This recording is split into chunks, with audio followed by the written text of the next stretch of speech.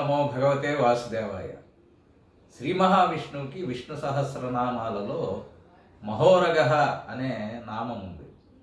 ఈ మహోరగః అనే నామాన్ని శ్రీభట్టారు వారు, ఆదిశంకరుల వారు తమ తమ భాష్యాలలో వ్యాఖ్యానిస్తూ కొంత భిన్నమైన అర్థాన్ని వ్యాఖ్యానించడం జరిగింది. భట్టారు వారు ఉరహ అనే శబ్దానికి హృదయము అనే అర్థం తీసుకుంటూ సకల జీవుల హృదయములలో ప్రవేశించి ఉన్నవాడు కాబట్టి శ్రీ మహావిష్ణువు మహోరగః అని ఆయన వ్యాఖ్యానించారు.